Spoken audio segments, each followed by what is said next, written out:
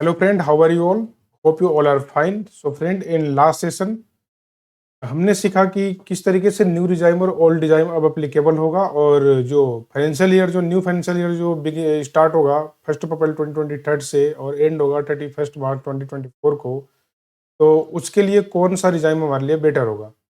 तो hope so कि आप लोगों को वो काफ़ी अच्छे से समझ में आ गया होगा। और in this particular session we are going to cover taxability of LIC, but one thing I want to clear you all, taxation of ULIP, we will discuss it separately in next video. In this particular session we will just cover taxability of life insurance policy. Okay friend, so be with me and without wasting any time, so let's continue in this session. Okay friend, let's see friend, देखिए अब अगर हम LIC की maturity की बात करें, अभी तक तो देखो हमें तो यही पता था, क्या पता था हमें कि LIC की मैच्योरिटी तो एग्जम्प्ट होती है ना।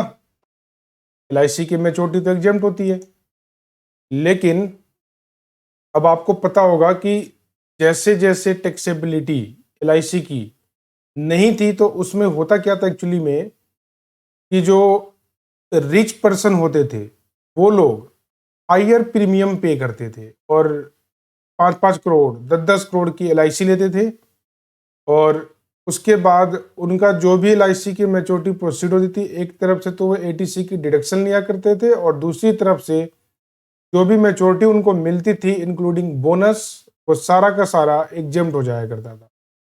तो इसी को कार्व आउट करने के लिए और टैक्स इवेजन को रोकने के लिए गवर्नमेंट ने क्या किया कि एक कैपिंग लगा दी।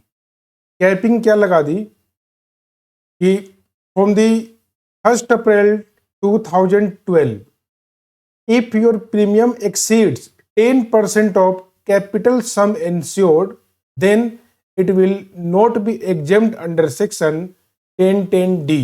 ओके फ्रेंड, तो बात ये आती है कि तो उसके बाद हुआ क्या कि जो LIC कंपनीज थी उन लोगों ने एक गेम खेलना और शुरू कर दिया। गेम खेलना क्या शुरू कर दिया इन लोगों ने कि अब प्रीमियम को वो लोग इस तरीके से ड्राफ्ट करते थे जिससे कि वो कैपिटल सम इंश्योर्ड को 10% जो कैपिंग जो गवर्नमेंट ने लगाई थी उसको एक्सीड ही नहीं करता था। तो फिर से इसमें चोरी होने लगी। तो अब गवर्नमेंट ने क्या किया कि जो अभी जो करंट का जो बजट आपका आया था उस बजट में एक कैपिंग और लगा दी गई। एक कैपिंग तो ऑलरेडी थी ही वहां पे, वो क्या थी कि if your premium amount doesn't exceed 10% of capital sum insured, then majority proceeds of LIC will be exempt under section 1010D. But in addition to this capping, one more capping capping is introduced by the government in the current budget session. तो उसमें क्या capping लगाई गई कि if your aggregate premium amount exceeds 5 lakh in any financial year, then starting from the 1st of April 2023, then your maturity proceed will not be exempt under section 1010D. तो इसी को carve out करने के लिए government ने यहाँ पे एक फर्दर कैपिंग और लगा दिया। ठीक है, तो इसी को आज हम लोग डिस्कस करने जा रहे हैं कि एकदम कंप्रिहेंसिव मैनर में विद कंप्लीट एग्जांपल। तो आप लोग बस मेरे साथ बने रहें और चलिए अब हम स्टार्ट करते हैं। तो देखिए friend, taxability of LIC maturity, तो इससे पहले मैं आप लोगों को पहले ये बता दूं कि टाइप्स ऑफ पॉलिसी कितने टाइप की होती है बताइए। सबसे पहला होता है टर्म लाइफ इंश्योरेंस। तो टर्म लाइफ इंश्योरेंस में फ्रेंड क्या होता है कि यहाँ पे जो आपकी लाइफ होती है उस लाइफ को इंश्योर्ड कर दिया जाता है। तो लाइफ को इंश्योर्ड करने का मेन पर्पज क्या है कि यहाँ पे एक प्री डिटरमाइंड अमाउंट आप लोग पे करते हैं हर साल, और in case in the event of death your nominee will receive a pre determined amount that you have set eight the time of taking the term life insurance policy. Okay friend, तो यहाँ पे life जो होती है death के लिए beneficial होता है कि जब आपकी डेथ होगी या फिर जिस ईयर को भी आपने कैपिंग लगाई थी उस कैपिंग तक अगर आप डेथ हो जाती है आपकी, तो आपको ये अमाउंट मिल जाएगा। लेकिन अगर डेथ आपकी नहीं होती है तो जितना भी प्रीमियम आपने पे किया वो सारा का सारा लैप्स हो जाएगा। लेकिन कुछ कंपनीज हैं जो कि यहाँ पे भी फ्लेक्सिबल ऑप्शन प्रोवाइड करती हैं, जैसे कि अगर आपका डेथ नहीं हुआ तो कुछ जो आपका एटलीस्ट जो आपका प्रिंसिपल अमाउंट जो आपने जो प्रीमियम के तौर पे जो पे किया है, तो विदाउट एनी प्रॉफिट आपका जो अमाउंट जो आपने पे किया है वो आपको eight the time of completion of your event of death you will receive that amount. Next is called endowment policy.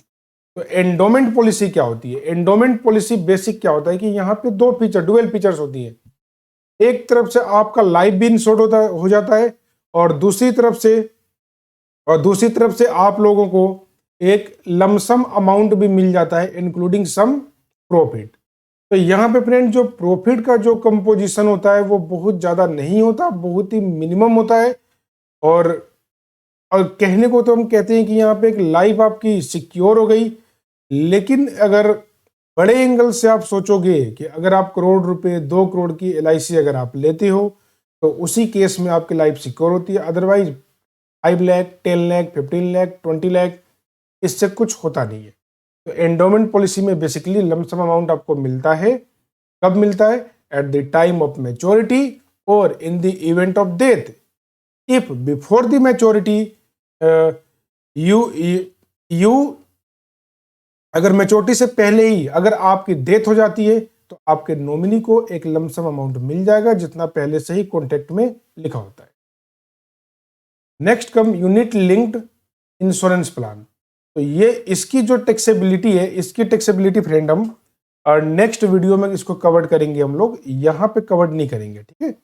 लेकिन यहाँ पे मैं कम से कम इसके ना डेफिनेशन आपको मैं बताता हूँ एक्चुअली में होता क्या है। तो यूनिट लिंक्ड इंश्योरेंस प्लान जो दोस्त फ्रेंड्स होती हैं, यहाँ पे क्या होता है कि जो भी प्रीमियम अमाउंट हम पे, जो भी पैसे हम इन्वेस्ट करते हैं मार्केट में, आपकी जो पॉलिसी जो मैच्योरिटी अमाउंट जो सिक्योर होती है, जो आपकी लाइफ सिक्योर होती है, उस पर जो भी पैसा आपका मिलना होता है वो सारा का सारा पैसा प्योर आपके मार्केट पे डिपेंड करता है। तो यहाँ पे जो होता है डेथ बेनिफिट जो भी होगा वो मार्केट बेसिस पे डिपेंड होगा। यहाँ पे डायरेक्ट आप ऐसा नहीं होता कि एक लमसम अमाउंट आपको मिल जाएगा, जैसा मार्केट आपका प्रेजेंट में चल रहा होगा eight the time of maturity वो अमाउंट आपको मिल जाएगा। तो यहाँ पे इन्वेस्टर जो भी होता है यूलिप के अंदर वो सोच समझ के ही इन्वेस्टमेंट करता है, ठीक है। तो जिसको मार्केट की नॉलेज होती है वो यूलिप की तरफ मूव करता है, ठीक है। अब इस यूलिप में भी टैक्सेबिलिटी की थोड़ी अलग कहानी आ गई है, तो ये मैं आप लोगों को नेक्स्ट वीडियो में कवर करूंगा, इसको सेपरेटली हम लोग डिस्कस करेंगे। चलिए अब इसका टैक्सेबिलिटी जानने से पहले पहले एक बार थोड़ा सा रिवाइंड कर लेते हैं करंट टैक्स प्रोविजन, ठीक है। तो करंट टैक्स प्रोविजन फ्रेंड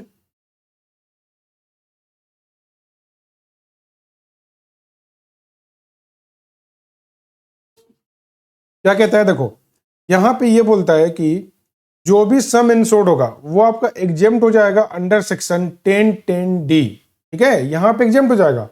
लेकिन अब जैसा आपको पता ही है, अभी मैंने स्टार्टिंग में वीडियो स्टार्ट होने से पहले ही आपको बताया था कि इस एग्जेम्पशन को मिसयूज किया जा रहा था।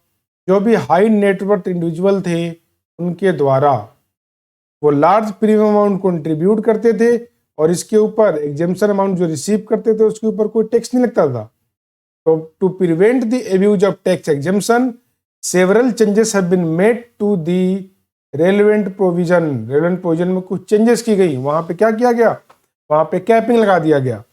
जैसे कि फिनांस एक्ट 2003 में एक लिमिट प्रीमियम पे लगाई गई थी। वो प्रीमियम पे क्या लगाई गई थी कि where the premium exceed 20% of the sum insured in any year no exemption will be granted for the sum received under such insurance policy. तो जो भी सम रिसीव आप करोगे वो एग्जेम्प्ट आपका नहीं होगा। लेकिन 2012 में फर्दर एक कैपिंग इंट्रोड्यूस की गई कि on or after 1st of April 2012 if threshold limit 10% exceeds then your maturity proceeds is not exempt under section 1010D। अब हम बात करते हैं प्रोपोज्ड अमेंडमेंट के ऊपर। क्लियर था वो तो आप लोगों को पता ही होगा। अब ये जो अमेंडमेंट जो लाई गई है ये क्या है? देखो दोस्तों, इसको मैं थोड़ा सा आपको डिफाइन करता हूं। अब आप लोगों को ये जो 1010D जो है, यहां पे 2 कैपिंग लगाई गई।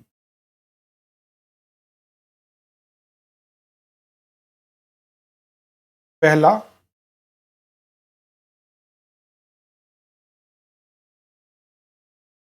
जो प्रीमियम है एक्सीड कर जाए 10% ऑफ सम इंश्योर्ड, और जो दूसरा है वो एक कैपिंग और इंट्रोड्यूस की गई ऑन और आफ्टर 1 अप्रैल 2023। और इसमें क्या किया गया कि अगर आपका जो प्रीमियम है, अच्छा प्रीमियम प्रीमियम तो प्रीमियम क्या होता है, एक्सीड कर जाए, किसको कर जाए एक्सीड? 5 लाख को। तो अब से आप लोगों को 1 अप्रैल 2023 से आप लोगों को ये 2 कैपिंग चेक करनी है। एक तो आपका ये प्रीमियम अमाउंट वाला, और दूसरा जो है आपका, अगर प्रीमियम अमाउंट आपका 5 लाख को एक्सीड कर जाए। अब यहाँ पे ना दोस्त, ये जो प्रीमियम है ना, प्रीमियम या प्रीमियम में भी 2 बातें हैं। एक तो सिंगल पॉलिसी,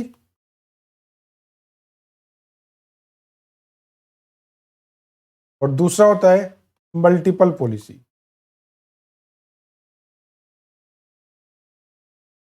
ठीक है, single policy and multiple policy. तो सिंगल पॉलिसी में तो देखो, अगर प्रीमियम अमाउंट आपका 5 लाख को एक्सीड कर जाता है तो वो एग्जेम्प्ट हो जाता है। लेकिन मल्टीपल पॉलिसी में क्या बोला गया, यहां पे समझने वाली बात है कि on or after 1 April 2023, if you take a multiple policy and your premium amount in any financial year after 1 April 2023 at any time exceeds in aggregate exceed 5 lakh, then only those policy will qualify for exemption under section 1010D which aggregate premium doesn't exceed 5 lakh। इसका मतलब ये हुआ, अगर multiple policy होगा तो केवल वही policy आपका एग्जेम्प्ट होगा जिनका एग्रीगेट प्रीमियम 5 लाख को एक्सीड नहीं करेगा। अगर 5 लाख को दोस्तों एक्सीड अगर कर गया तो वो सारा का सारा पॉलिसी अमाउंट आपका टैक्सेबल हो जाएगा। इस चीज को आप लोग ध्यान रखिएगा। चलिए अब इसको हम लोग यहां से रीड कर लेते हैं। देखो, पहला क्या बताया गया, it is provided that no exemption shall be available in respect of life insurance policy excluding ULIP, क्योंकि इसके ऊपर तो अलग से लिमिट लगी ही हुई है 250 की, वो नेक्स्ट वीडियो में मैं डिस्कस करूंगा आप लोगों से। Issued on or after 1 April 2023 if the premium payable for any year during the term of the policy, policy की टर्म में किसी भी साल में अगर वो एक्सीड कर जाता है, कितना एक्सीड कर जाता है, 5 लाख, तो क्या हो जाएगा, एग्जेम्प्ट नहीं होगा 1010D में। कौन बोलता है, ये सेक्शन 1010D का 6th प्रोवाइजो। ठीक है, नेक्स्ट आता है, if the premium is payable by person for more than 1 life insurance policy, किसकी बात कर रहा है ये मल्टीपल पॉलिसी की बात कर रहा है। ठीक है, the exemption shall be available only for those life insurance policy other than ULIP where the aggregate amount of premium does not exceed 5 lakh in any of the previous year during the term of any of those policy। ये कौन बोलता है, 7th proviso to section 1010D। Okay friend, तो multiple जब लोगे तो जो भी एग्रीगेट अमाउंट होगा सारी पॉलिसीज का, अगर वो 5 लाख को क्रॉस नहीं करता है तो ही एग्जेम्पशन मिलेगी आपको, नहीं होगा तो फिर आपका टैक्सेबल हो जाएगा। आप टैक्सेबल होगा कहाँ पे वो देखते हैं। देखो, लेकिन यहाँ पे एक बात और ऐड किया गया, ये जो प्रोवाइजो है फ्रेंड, ये उस केस में अप्लीकेबल नहीं होगा जहां पे पर्सन की डेथ हो जाती है। अगर अमाउंट आप पर्सन के इन द इवेंट ऑफ डेथ अगर आप नॉमिनी रिसीव करता है फ्रेंड, तो यहाँ पे गवर्नमेंट ने यहाँ पे रिलैक्सेशन दी है कि यहाँ पे कोई भी टैक्स नहीं लगेगा। ये कौन बोलता है, 8th proviso to section 1010D। Next, उसके बाद यहाँ पे दोस्त एक चीज और लगाया गया कि further it is provided at any amount receive under life insurance policy shall be taxable under the head other source. तो टैक्सेबल कहाँ होगी? अदर सोर्स में। जबकि यूलिप कहाँ पे टैक्सेबल होती है? यूलिप टैक्सेबल होती है एज ए कैपिटल गेन। अब आप बोलोगे कि वो भी तो लाइफ इंश्योरेंस पॉलिसी है, तो फिर कैपिटल गेन क्यों? क्योंकि फ्रेंड वो डिपेंड होता है मार्केट के ऊपर, शेयर बेस्ड होता है, वो मार्केट में इन्वेस्ट होता है। आपको क्या लगता है कि वो अदर सोर्स में जाना चाहिए? जी नहीं, बिल्कुल नहीं, वो जाएगा कैपिटल गेन में। तो नेक्स्ट वीडियो में काफ़ी डिटेल में उसको भी आप लोगों के साथ डिस्कस करूंगा, तो बने रहिए मेरे साथ। देखो, other source if not exempt under section 1010 D. The following provision have been inserted in this respect. क्या प्रोविजन इंसर्ट किया गया? पढ़ते जाइए, वैसे तो मैंने आपको बता ही दिया है। देखो, कहता है कि देखो, अब एक बात इनकम टैक्स की और समझने वाली बात है कि देखो यहाँ इनकम टैक्स टैक्सेबिलिटी मैं आप लोगों को और बता दूं। सारा इसका सारा एस्पेक्ट मैं डिस्कस नहीं करूंगा, मैं एक ही कंपोजिशन बता रहा हूं अभी यहाँ। वो क्या बोलता है? वो बोलता है कि इनकम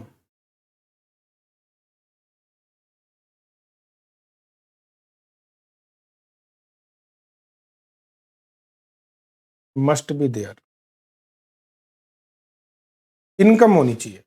अगर इनकम ही नहीं होगी, इनकम ही नहीं होगी, तो फिर आप इसकी टैक्सेबिलिटी कहाँ से कराओगे? टैक्सेबिलिटी तो करा ही नहीं सकते। तो टैक्सेबल इनकम टैक्स लगाने के लिए इनकम होना चाहिए। और ये इनकम कहाँ पे डिफाइन किया गया है? ये डिफाइन किया गया है section 2 of IT act 1961। Section 2 of IT act 1961, इसके अंदर दोस्तों इसके बारे में बातें बताई गई हैं। ठीक है, चलिए आओ। तो देखो, इसीलिए गवर्नमेंट ने क्या किया, देखो, अगर कुछ भी सम रिसीव आप करते हो under life insurance policy shall be treated as income under section 224। इसका जो सब क्लॉज है वो क्या है? 17D। 17D। तो पहले तो इसको देखो, यहाँ पे इनकम बनाया गया, क्योंकि जब तक आप इसको इनकम नहीं बनाओगे तब तक तो टैक्सेबिलिटी आएगी ही नहीं। क्यों? क्योंकि यहाँ पे ना बड़ा कॉन्ट्राडिक्शन था। कुछ लोग बोलते थे कि रेवेन्यू नेचर का है, कुछ लोग बोलते थे कैपिटल नेचर का है। तो कैपिटल नेचर की जगह पे जब पैसा मिलता था आपका, तो वो बन जाता था कैपिटल रिसिप्ट। तो जब कैपिटल रिसिप्ट बन जाएगा तो उस पर कोई टैक्सेबिलिटी आएगी ही नहीं, है ना। तो यहाँ पे दोस्तों क्या है कि सबसे पहले गवर्नमेंट ने इसको क्लोज 17D इंट्रोड्यूस किया सेक्शन 224 में, और इसको बना दिया इनकम, क्योंकि जब तक इनकम नहीं बनेगा टैक्सेबिलिटी अराइज नहीं होगी। दूसरे पॉइंट पे क्या है दोस्त कि ये जो भी इनकम आप रिसीव करोगे शैल be taxable under the head other source. ठीक है, और अदर सोर्स में कहां पे होगा टैक्सेबल? ये सेक्शन 56(2) है आपका। यहां पे क्लॉज इंसर्ट किया गया, क्लॉज 13। ठीक है, फिर ये बोलता है कि sum receive under life insurance policy in excess of aggregate of premium paid during the term life insurance policy shall be treated as income under the head other source. और रूल जो होगा कंप्यूटेशन का वो अलग से prescribe किया जाएगा government के द्वारा। ठीक है, फिर क्या बोलता है? फिर ये बोलता है कि premium for which deduction is been claimed under section 80C। जो भी प्रीमियम था, अगर उसका आपने 80C के अंदर डिडक्शन आपने क्लेम कर लिया है, तो जब आप कंप्यूटेशन करोगे तो उस प्रीमियम वाले पार्ट को आप लोग क्या करोगे? इग्नोर करोगे, इग्नोर करोगे। ठीक है, insurance policy under the head other source. अब ये वाला जो पॉइंट है ना, ये पॉइंट में थोड़ा सा आप लोगों को देखो, सपोज करो कि सम इंश्योर्ड था 10 लाख का, प्रीमियम जो जा रहा था वो जा रहा था 1.2 लाख। कितने दिन और सपोज करो कि 5 ईयर तक हमें इसको पे करना था। तो 5 ईयर में फ्रेंड आप बताइए कि कितना कितना प्रीमियम गया आपका? कितना प्रीमियम आपने पे किया? आपने पे किया 6 लाख। ठीक है, आपने, चलो एक काम करते हैं, इसको ना 1.5 कर देते हैं। 1.5 कर देते, तो 1.5 ये आपका आ गया लगभग, एक मिनट,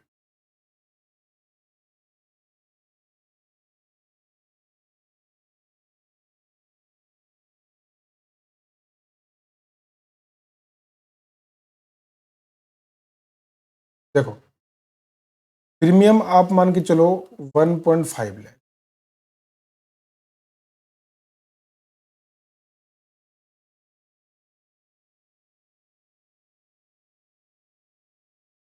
चलो कोई 1.5 लाख, ठीक है, और 5 ईयर में आपका कितना अमाउंट जाएगा, 7.5 लाख। आपने आईटीआर भरते समय 80C में कितना आपने डिडक्शन लिया, आपने लिया 7.5 लाख, बोलो हाँ या ना, लिया ना 7.5 लाख, पर 1.5 लाख के तो डिडक्शन नहीं लोगे आप लोग, लेकिन अब यहाँ पे 1.5 लाख तो मिलेगा नहीं आपको, देखो 1.5 लाख तो आपको मिलेगा नहीं, क्यों नहीं मिलेगा, समझने वाली बात है।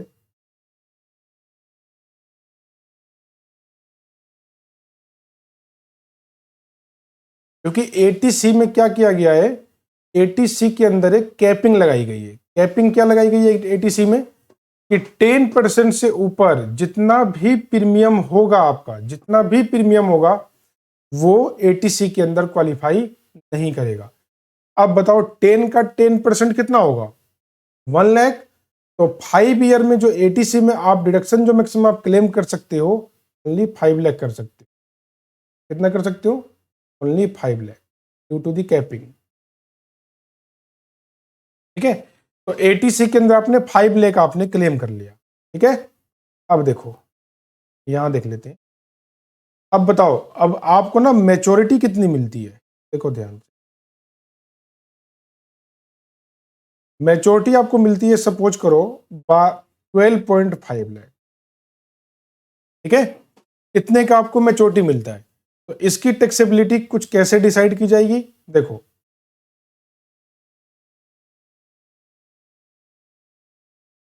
मैच्योरिटी प्रोसीड 12.5 लाख, इसमें से आप लोग क्या करोगे, premium paid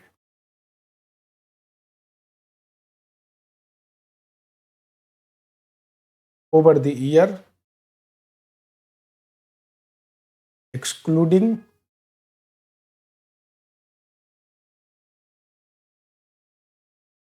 reduction claim under section 80। तो बताना यहां पे जो प्रीमियम जो आप लोगों ने टोटल पे किया है, अभी कितना पे किया है, 7.5 लाख,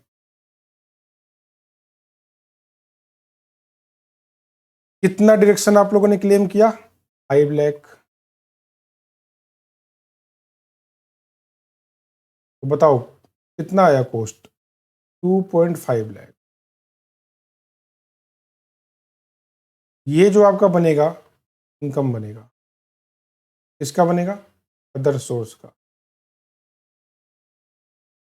कितना बनेगा, 10 लाख। और ये आपका टैक्सेबल टैक्सेबल हो जाएगा,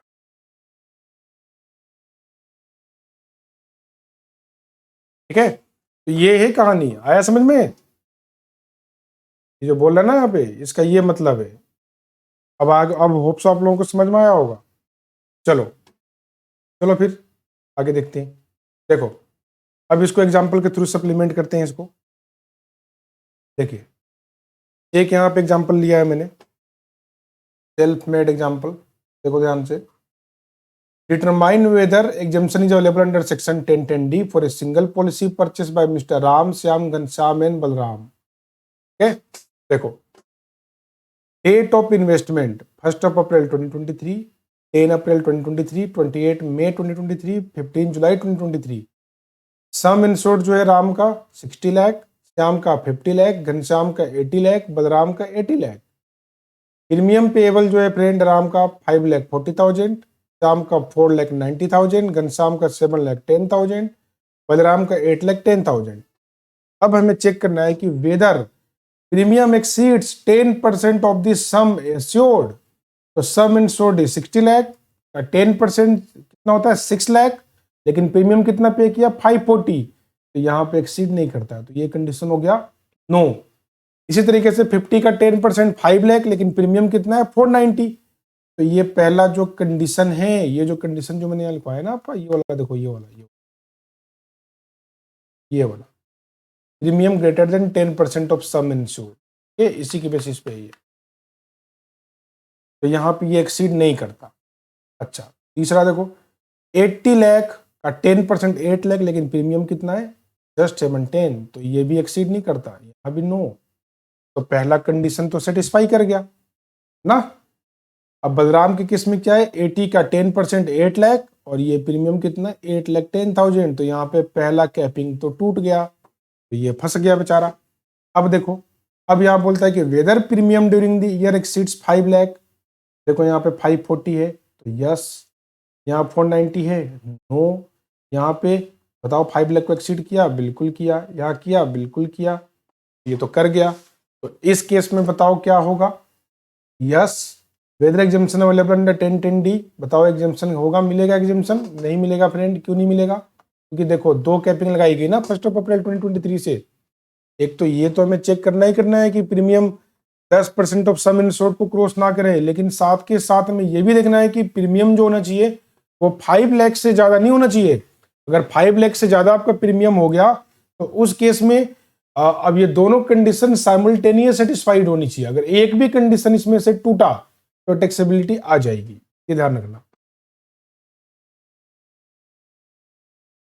तो यहां पे देखो,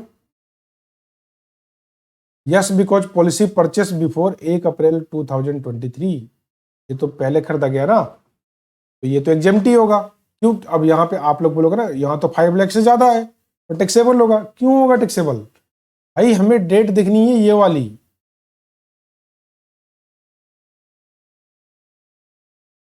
लेकिन यहाँ तो 1 जनवरी है तो ये एग्जाम्प्ट हो जाएगा, ठीक है। फिर यहाँ देखो, यहाँ पे क्या टैक्सेबिलिटी आएगी, बताओ आएगी टैक्सेबिलिटी, क्या एग्जाम्पशन मिलेगा, बिल्कुल मिलेगा, क्यों मिलेगा बताओ, क्यों मिलेगा, क्योंकि दोनों ही कंडीशन सेटिस्फाइड है, 10% सम इंश्योर्ड को भी एक्सीड नहीं किया और प्रीमियम 5 लाख को भी एक्सीड नहीं किया, तो यहाँ पे since the both of the condition satisfied, तो ये अवेलेबल हो जाएगा। इस केस में क्या होगा बताओ, देखो पहला कंडीशन तो सेटिस्फाइड है, लेकिन दूसरा कंडीशन कैपिंग जो है 5 लाख वाला उसको ये सेटिस्फाई नहीं कर पाया, तो इस केस में टैक्सेबल हो जाएगा no, because premium not exceeded 10% of sum assured but exceeds in totality of ₹5 lakh, therefore this amount will be taxable. यहाँ बताओ, यहाँ तो दोनों ही कंडीशन सेटिस्फाइड है, कैपिंग दोनों कैपिंग को ब्रेक कर गया ये, तो यहाँ पे no since both the condition not satisfied, दोनों कंडीशन सेटिस्फाइड नहीं किया, तो बलराम के केस में पूरा का पूरा पॉलिसी इसका क्या हो जाएगा दोस्त, टैक्सेबल हो जाएगा, ठीक है। अब नेक्स्ट देखते हैं, देखो हालांकि मल्टीपल मैंने आपको ऊपर बता दिया है, बस एग्जांपल एक देख लो। Determine the whether the exemption is available under 1010D for multiple policy purchase by mister Chandan Singh for policy purchase on or after 1 April 2023, ठीक है। देखो मैंने एक पॉलिसी लिया, पॉलिसी ए, प्रीमियम जो मैं इस पे पे कर रहा हूँ 5,10,000, सम इंश्योर्ड है 51 लाख, तो बताओ क्या प्रीमियम 10% को क्रॉस करता है, करता है 10% को क्रॉस फ्रेंड, नहीं करता, नो रहेगा। लेकिन वेदर प्रीमियम एक्सीड्स 5 लाख, क्या 5 लाख को क्रॉस कर गया, यस बिल्कुल कर गया, तो बताओ weather exemption is under 1010D, क्या एग्जम्पशन मिलेगा आपको 1010D में, नहीं मिलेगा, नहीं मिलेगा, है ना। उसके बाद मैंने एक पॉलिसी और ले रखी है, पॉलिसी बी, यहाँ पे जो प्रीमियम मैं पे कर रहा हूँ वो 4 लाख का पे कर रहा हूँ, जो मेरा सम इंश्योर्ड है वो 30 लाख है, तो बताओ 30 लाख का 10% क्या एक्सीड किया, बिल्कुल किया, 4 लाख हो गया ना, तो देखो यहाँ पे ये पहला कैपिंग ब्रेक हुआ, क्या 5 लाख को क्रॉस कर रहा है, जी नहीं, बिल्कुल भी नहीं, लेकिन मैंने क्या कहा, कैपिंग में जो दो कैपिंग जो लगाई गई हैं दोनों सेटिस्फाइड होनी चाहिए तभी एग्जाम्प्ट होगा, एक भी टूटा तो टैक्सेबल, तो 5 लाख तो नहीं है लेकिन 10% को एक्सीड कर गया, तो यहाँ पे एग्जाम्पशन मेरे को इस पॉलिसी पे भी नहीं मिलेगा, ये भी मेरा क्या होगा, टैक्सेबल होगा। एक पॉलिसी मैंने और ली हुई है, पॉलिसी सी, यहाँ पे प्रीमियम दे रहा हूँ मैं 410 का, सम इंश्योर्ड है 40 लाख का। तो बताओ यहाँ पे 10% को क्रॉस किया? बिल्कुल किया, बिल्कुल किया, लेकिन 5 लाख को तो एक्सीड नहीं किया।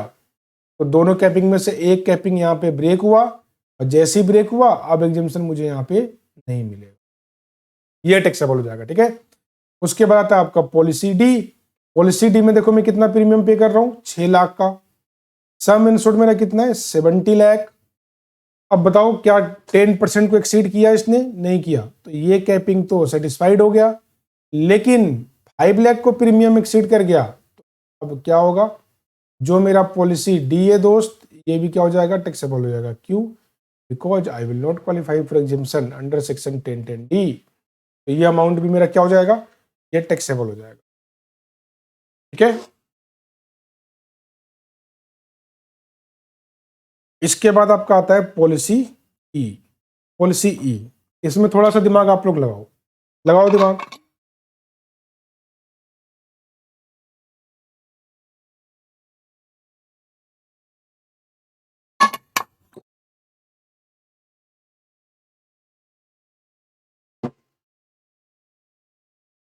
देखो पॉलिसी ई, यहां पे मैं प्रीमियम दे रहा हूं 3 लाख का, जो सम इंश्योर्ड है वो है 50 लाख। तो बताओ 50 का क्या ये एक्सीड किया? नो, नहीं किया। क्या प्रीमियम मेरा 5 लाख से ऊपर है? नहीं है। तो बताओ क्या मुझे एग्जाम्पशन मिलेगा? बिल्कुल मिलेगा, यहाँ पे मिल जाएगा। एक पॉलिसी और है, पॉलिसी एफ। यहाँ पे प्रीमियम कितना पे कर रहा हूं मैं? 492। जो सम इंश्योर्ड है वो है 60 लाख। तो बताओ क्या 10% को एक्सीड करता है? नहीं करता। कैपिंग 5 लाख को क्रॉस किया? नहीं किया। तो बताओ ये एग्जाम्पशन मिलेगा? ऑफ कोर्स मिलेगा, एग्जाम्पशन मिलेगा। पॉलिसी जी, यहाँ पे प्रीमियम पे कर रहा हूं मैं 120 का, तो सम इंश्योर्ड है वो 1180। तो यहाँ पे भी जो प्रीमियम अमाउंट है वो 10% को एक्सीड नहीं करता, और कैपिंग जो है 5 लाख का, इसको भी एक्सीड नहीं करता। तो यहाँ पे टैक्सेबिलिटी नहीं आएगी। फिर आता है पॉलिसी एच। यहाँ पे जो टोटल जो प्रीमियम में पे कर रहा हूँ 80 लाख, सम इंश्योर्ड इज 9 लाख। तो 10% of capping not satisfied, but जो टोटल जो प्रीमियम अमाउंट है आपका 5 लाख कैपिंग, वो भी सेटिस्फाइड नहीं हुआ। तो यहाँ पे भी एग्जाम्पशन मुझे मिल जाएगा। लेकिन 1 अप्रैल 2020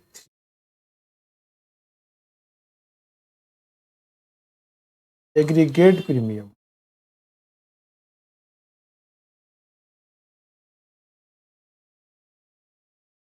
greater than 5 lakh,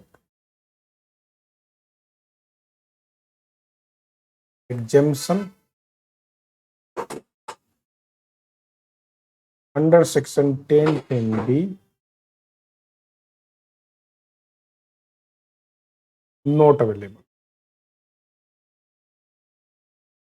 ये अवेलेबल नहीं होगा। ठीक है, अब देखो इस क्वेश्चन के लिए मैंने ये जूम किया है, यहाँ पे जो IRR है ना हर पॉलिसी पे, वो है 7%। बताओ एग्जेम्पशन क्राइटेरिया किसके लिए चेक किया जाएगा? क्या पॉलिसी ABCD के लिए किया जाएगा? नहीं किया जाएगा। तो देखो, from the above table policy ABCD will be taxable and exemption under 1010D shall not be available. Available तो होगा नहीं क्या? लेकिन further out of policy E, F, G and H, although individually these policy are exempt, but as per amendment made, only those policy will be exempt which aggregate premium doesn't exceed 5 lakh. Therefore, policy E, G and H will qualify for exemption since 5 lakh limit exhausted. यहाँ पे 5 lakh limit exhaust कर गया। देखो ई में 3 lakh, 120G में, policy H में 80, तो ये 5 लाख एग्जॉस्ट कर गया, तो इसको हम लोग ले लेंगे। लेकिन यहीं पे अगर पॉलिसी केवल आप एफ की बात करते हैं तो 5 लाख की लिमिट दोस्तों क्वालिफाई नहीं होती। इस चक्कर में इसको हमने छोड़ा और ऊपर वाले को लिया, तो वो आपका ये सब एग्जेम्प्ट हो जाएगा। ठीक है, और इन सब पॉलिसी में केवल एफ ही एग्जेम्प्ट टैक्सेबल होगा। And as result although policy F is exempt as per erst by law, but as per amendment now policy F shall be taxable. अब क्या होगा? ये पॉलिसी एफ इसमें टैक्सेबल हो जाएगा, क्योंकि एग्रीगेट में हमें देखना है। एग्रीगेट में केवल ई, जी और एच ही क्वालिफाई करेंगे, एफ इस लिमिट से बाहर हो जाएगा और एफ हो जाएगा taxable. Taxability and classification, hope so समझ में आया हो, और समझ में आया हो तो चैनल को जरूर सब्सक्राइब करें। टैक्सेबिलिटी एंड क्लासिफिकेशन देखिए, अब ये मैं ऑलरेडी आप लोगों को बता चुका हूं, देखो यहाँ पे ये बता चुका हूं मैं एग्जाम्पल के द्वारा। ठीक है,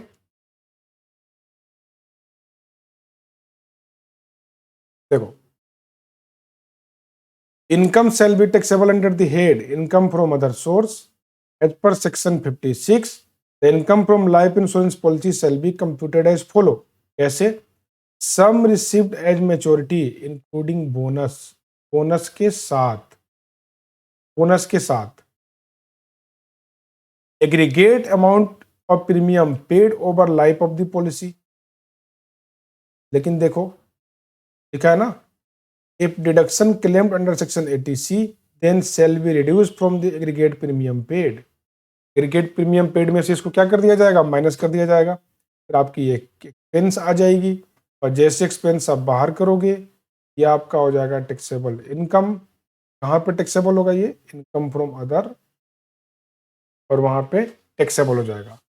तो फ्रेंड, इसके साथ ये जो डिस्कशन था ये कंप्लीट होता है कंप्रीहेंसिवली। होप सो आप लोगों को समझ में आया हो, और अगर आपको समझ में आया हो तो चैनल को सब्सक्राइब करना ना भूलें, क्योंकि इसी तरीके से हर एक सेक्शन को मैं डिस्कस करूंगा with detail deduction, detail discussion. ऐसा कुछ भी नहीं होने वाला यहाँ पे, कि बस एक फॉर्मेलिटी पूरी करने के लिए मैं आ रहा हूँ, एक 5 मिनट और 10 मिनट की वीडियो बना करके सेक्शन बस मैं रीड आउट करके और यहाँ से निकल गया। तो उससे होगा क्या? आप सुन लोगे पर ध्यान से, लेकिन क्लियरिटी तो कभी मिलेगी नहीं। तो क्लियरिटी अगर दोस्तों चाहिए सेक्शन की, तो आप मेरे चैनल को सब्सक्राइब करें और इसी तरीके से एक एक सेक्शन अपना क्लियर करते चले। ठीक है फ्रेंड, तो अब इसको अगर मैं समअप करूं तो समअप में हम क्या कह सकते हैं? देखो, 1 मिनट लूंगा, ज्यादा नहीं लूंगा। पहली बात, अब 2 कैपिंग हो गई 1 अप्रैल 2023 से। 10% premium not exceeded 10% of some insured and premium not exceeded 5 lakh. Income जो होगा वो अदर्स, पहले उसको इनकम बनाया गया 224 सेक्शन में 17D क्लॉज डाल करके, वहां पे ये इनकम बना दिया गया। और अब ये इनकम जो होगा अदर सोर्स में टैक्सेबल होगा। टैक्सेबिलिटी का जो मैकेनिज्म होगा वो क्या होगा? जो भी ब्रोस के साथ आपको अमाउंट मिलेगा उसमें से एग्रीगेट प्रीमियम जो आपने over the life of the policy आपने पे किए, उसमें से जितना भी ATC में डिडक्शन आपने क्लेम किया होगा, वो डिडक्शन को आप लोगों ने क्या कर देना है फ्रेंड? माइनस कर देना है। उसको आप लोग माइनस कर दोगे और बाकी जो भी चीजें होंगी वो टैक्सेबल इनकम बन जाएगा और वो टैक्सेबल हो जाएगा। तो ये था फ्रेंड लाइफ इंश्योरेंस पॉलिसी की टैक्सेबिलिटी की कहानी। और नेक्स्ट वीडियो में मैं डिस्कस करने वाला हूं आपसे comprehensive discussion on ULIP. Okay, be with me and subscribe my channel. Okay, friend.